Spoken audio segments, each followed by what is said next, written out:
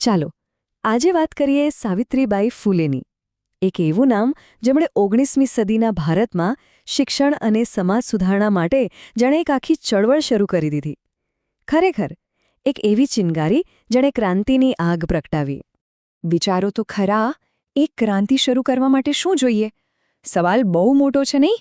પણ આ જ સવાલ આપણને એક એવી પ્રણેતાની વાર્તા તરફ દોરી જાય છે જેમણે તે સમયની રૂઢિચુસ્ત વિચારસરણીને સીધો જ પડકાર ફેંક્યો હતો. અને જવાબ શું મળ્યો? સાવિત્રીબાઈ ફૂલે માટે એની શરૂઆત થઈ વાંચતા શીખવાથી. હા, ક્રાંતિ જેવો મોટો શબ્દ અને શરૂઆત થઈ ફક્ત વાંચતા શીખવાથી. આ જ તો અસાધારણ વાત છે. ચાલો આ આખી સફરને જરા નજીકથી જોઈએ. તો એમની વાર્તાની શરૂઆત ક્યાંથી થઈ? વાત કરીએ એમના શરૂઆતના જીવનની અને એ સમયના સમાજની જેમાં એમનો ઉછેર થયો હતો. તો કોણ હતા સાવિત્રીબાઈ ફૂલે? એમનો જન્મ 3 જાન્યુઆરી 1831 અને અવસાન 10 માર્ચ 1897. તેઓ એક સમાજ સુધારક હતા, શિક્ષણવેદ હતા, કવયત્રી હતા અને સૌથી અગત્યનું ભારતના સૌપ્રથમ મહિલા શિક્ષિકા હતા. આ માત્ર એક ઓળખ નથી, પણ શિક્ષણ અને સમાનતા માટેના એક આખા સંઘર્ષનું પ્રતીક છે. જરા એ સમયની કલ્પના તો કરો. આપણે વાત કરી રહ્યા છીએ 1840ના દાયકાની. સ્ત્રીઓ માટે ભણતર તો દૂરની વાત, ઘરની બહાર નીકળવું પણ મુશ્કેલ હતું. અને તમને ખબર છે, જ્યારે જ્યોતિરાવ ફૂલે સાથે સાવિત્રીબાઈના લગ્ન થયા ત્યારે તેઓ પોતે પણ ભણેલા નહોતા. કેમ? કારણ કે એ જ તો સમાજનો નિયમ હતો. પણ ફૂલે દંપતીનું વિઝન, એમની દૃષ્ટિ સમાજ કરતાં ખૂબ આગળ હતી. તો પછી આ બધું બદલાયું કઈ રીતે? એમની યાત્રાનો જે આગલો પડાવ છે એ છે એમનું પોતાનું શિક્ષણ. એ જ તો એમના જીવનના સૌથી મોટા કામ માટેની પહેલી તૈયારી હતી. અને આ સફર પણ કેટલી રસપ્રદ હતી. સૌથી પહેલાં તો એમના પતિ જ્યોતિરાવે જેમને ભણાવવાનું શરૂ કર્યું. પછી જ્યોતિરાવના મિત્રો સખારામ પરાંજપે અને કેશવ ભાવલકર એમણે પણ માર્ગદર્શન આપ્યું.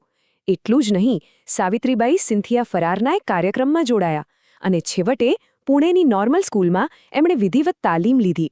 જુઓ, આ એક આખો સહિયારો પ્રયાસ હતો. અને આ બધી મહેનતનું પરિણામ શું આવ્યું?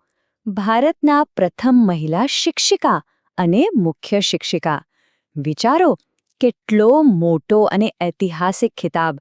આ પદવીએ એમને ભારતના ઇતિહાસમાં હંમેશા માટે અમર કરી દીધા. પણ આ તો માત્ર શરૂઆત હતી. હવે વાત કરીએ એમને સૌથી મોટી સિદ્ધિઓની અને એ શૈક્ષણિક ચળવળની જે તેમણે શરૂ કરી. બસ આ એક આંકડો જ ઘણું બધું કહી જાય છે. શું હતું આ એક? આ હતી ભારતની સૌપ્રથમ કન્યા શાળા. વર્ષ હતું 1848 અને ફૂલે દંપતીએ પુણેના ભીડેવાડામાં આ ઐતિહાસિક પગલું ભર્યું. અને એ શાળામાં શું શીખવવામાં આવતું હતું? વિજ્ઞાન, ગણિત, સમાજવિદ્યા. આ કોઈ સામાન્ય વાત નહોતી. એમને ખાલી દીકરીઓને લખતા વાંચતા જ નહોતી શીખવવી. અભ્યાસક્રમ એકદમ આધુનિક અને વ્યાપક હતો. એ સમયમાં દીકરીઓને ગણિત અને વિજ્ઞાન ભણાવવું એ પોતે જ એક ક્રાંતિ હતી. અને આ સફર માત્ર એક શાળા ખોલીને અટકી નહીં ગઈ. એમની સફળતાનો વ્યાપ તો જુઓ. સાવિત્રીબાઈ અને જ્યોતિરાવે ભેગા મળીને કુલ 18 શાળાઓની સ્થાપના કરી. 18! આ બતાવે છે કે શિક્ષણ માટે એમની પ્રતિબદ્ધતા કેટલી ઊંડી હતી. પણ સાવિત્રીબાઈનું વ્યક્તિત્વ અને એમનું કામ એ કોઈ વર્ગખંડની 4 દિવાલોમાં બંધાયેલું નહોતું. ના, એક સમાજ સુધારક તરીકે એમનું યોગદાન શાળાઓ સ્થાપવા કરતાં પણ ઘણું વિશાળ હતું. જરા એમના કામની યાદી પર નજર કરીએ. એમણે 2 એજ્યુકેશનલ ટ્રસ્ટની સહસ્થાપના કરી. 1853માં બાળ હત્યા પ્રતિબંધક ગૃહ શરૂ કર્યું, જે એ સમય માટે બહુ જ મોટું પગલું હતું. ખેડૂતો અને મજૂરો માટે રાત્રિ શાળાઓ શરૂ કરી. અને આટલું ઓછું હોય એમ કાવ્ય ફૂલે અને બાવનકશી સુબોધ રત્નાકર નામના 2 કાવ્ય સંગ્રહો પણ પ્રકાશિત કર્યા.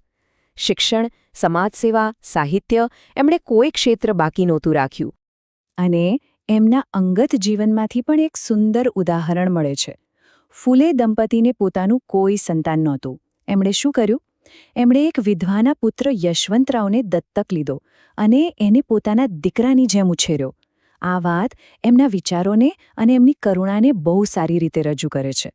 હવે વાત કરીએ એમના જીવનના અંતિમ પણ એટલા જ શક્તિશાળી અધ્યાયની, અને એ વારસાની જે તેઓ આજે પણ આપણી વચ્ચે છોડી ગયા છે.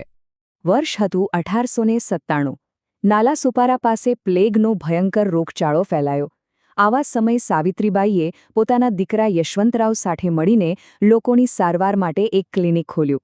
અને થયું એવું કે એક દર્દીની સંભાળ લેતા લેતા એમને પોતાને જ પ્લેગનો ચેપ લાગી ગયો અને 10 માર્ચ 1897ના રોજ એમનું અવસાન થયું. જે રીતે જીવ્યા એ જ રીતે સેવા કરતા કરતા એમણે દેહ છોડ્યો. સાચે જ એક નિસ્વાર્થ બલિદાન. પણ એમનો વારસો આજે પણ જીવંત છે. એમના કામને સત્તાવાર રીતે પણ સન્માનિત કરવામાં આવ્યું છે. જેમ કે 1998માં ઇન્ડિયા પોસ્ટે એમના માનમાં એક સ્મારક ટપાલ ટિકિટ બહાર પાડી હતી. આ એમના ઐતિહાસિક મહત્વની એક નાની પણ સુંદર સ્વીકૃતિ છે. તો આ આખી વાત પછી એક સવાલ મનમાં રહી જાય છે. આપણા ઇતિહાસમાં સાવિત્રીબાઈ જેવા કેટલાય પ્રણેતાઓ હશે, જેમની કહાનીઓ કદાચ આપણા સુધી પહોંચી જ નથી. એવા કેટલાય નાયકો છે જે ઇતિહાસના પાનાઓમાં ક્યાંક છુપાયેલા છે.